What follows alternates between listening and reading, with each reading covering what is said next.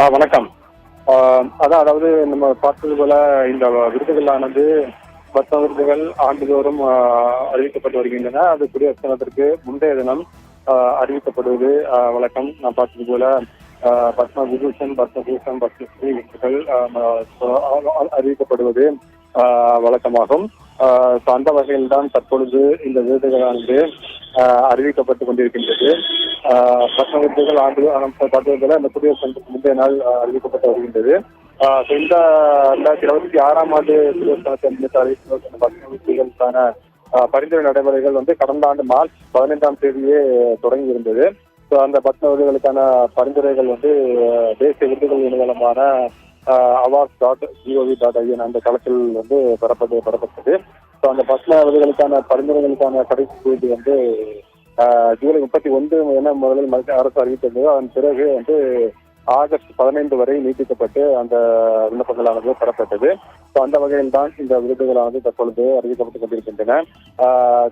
சற்று முன்னர் இது தொடர்பாக ஒரு 45 பேர் அடங்கிய ஒரு பட்டியலானது வெளியாகி இருக்கின்றது. அந்த பட்டியல் தான் பார்த்து கொண்டிருக்கும். அதில் பல பெயர்கள் இடம்பெறுகின்றன. அங்கே கவுடா, அர்னிதா பெர்னாண்டஸ் என ஒரு 45 பெயர்கள் அடங்கிய அந்த ஒரு பட்டியலானது தற்பொழுது வெளியாகி இருக்கின்றது. அதில் குறிப்பாக பார்க்கும் பொழுது கால்நடை விஞ்ஞானி டாக்டர் புண்ணியமூர்த்தி நடேசனுக்கு பத்மஸ்ரீ விருதானது வழங்கப்பட்டிருக்கின்றது. ஓதுவார் திருத்தணி சுவாமிநாதனுக்கும் பத்மஸ்ரீ விருதானது அறிவிக்கப்பட்டிருக்கின்றது. அதே போல நீலகிரியைச் சேர்ந்த குறும்பா ஓவியர் ஆர் கிருஷ்ணாவுக்கும் பத்மஸ்ரீ விருதானது வழங்கப்பட இருக்கின்றது. வெண்கல சிற்பி கரியப்ப கவுண்டருக்கும் இந்த விருதானது பத்மஸ்ரீ விருதானது வழங்கப்பட இருக்கின்றது. அதுபோல கர்நாடகாவை சேர்ந்த அங்கே கவுடா மற்றும் மகாராஷ்டிராவை சேர்ந்த அர்னிதா பெர்னாண்டஸ் ஆகியோருக்கு அறியப்படாத நாயர்கள் பிரிவில் இந்த பத்மஸ்ரீ விருதானது வழங்கப்பட்டிருக்கின்றது. அதன் அடிப்படையில் தான் தற்பொழுது நாம் இதனை பார்த்துக் கொண்டிருக்கின்றோம். நான் சொன்னது போல இந்த குடியரசு தினத்திற்கு முந்தைய நாள் இந்த விருதுகளானது அறிவிக்கப்படும். இதில் இந்த விருதுகளுக்காக யார் வேண்டுமானாலும் விண்ணப்பிக்கலாம் என்பதுதான் நாம் ஏற்கனவே பார்த்த ஒன்று. சம்பந்தப்பட்ட நபரே விண்ணப்பிக்கலாம் அல்லது வேறு ஒரு நபருக்காகவும் பரிந்துரை செய்யலாம் இந்த விருதுகளுக்காக என்பதுதான் தற்பொழுது இந்த விருதுகளானது மக்களுக்கான விருது என்ற வகையில் தற்பொழுது மக்களே யாருக்கு இந்த விருது வழங்கப்பட வேண்டும் என்பது தொடர்பாக பரிந்துரைகளை செய்யப்பட்டு வருகின்றது.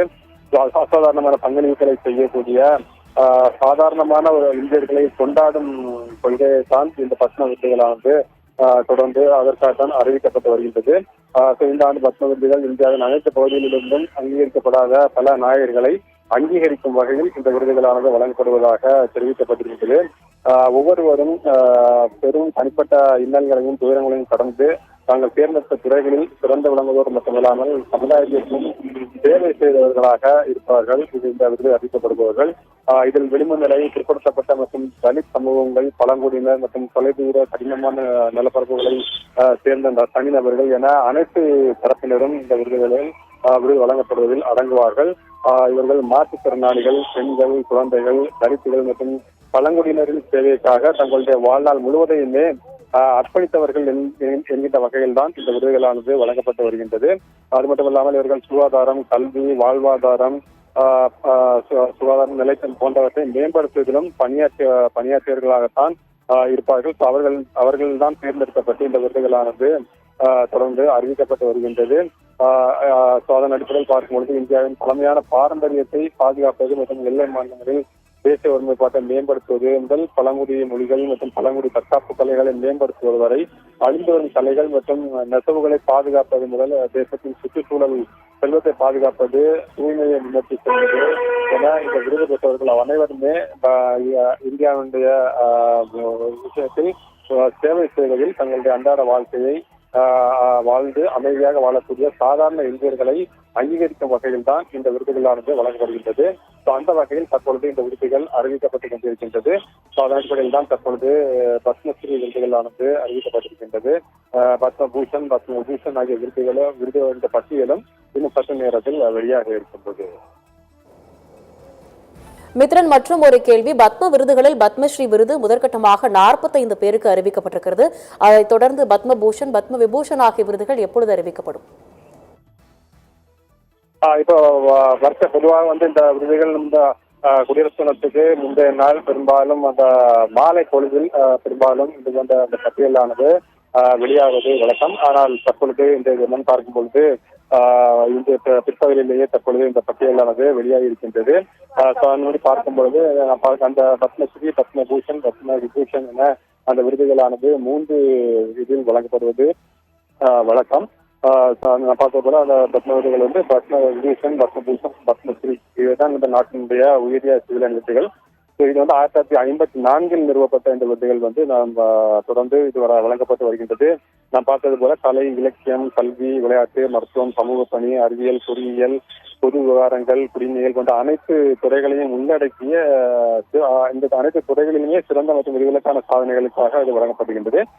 பார்த்தது போல இந்த விருதுகள் தற்பொழுது இந்த பத்மஸ்ரீ விருதுகளானது தற்பொழுது 45 பேர் கொண்ட பட்டியல் வெளியாகி இருக்கின்றது. இன்னும் சற்று நேரத்தில் இன்னும் தொடர்ந்து அடுத்த கட்டமாக பத்மபூஷன், பத்மபூஷன் விருதுகளுக்கான பட்டியலும் அடுத்தடுத்து வெளிவரும் என்பது நேரத்தில். விவரங்களுக்கு நன்றி முத்தன்.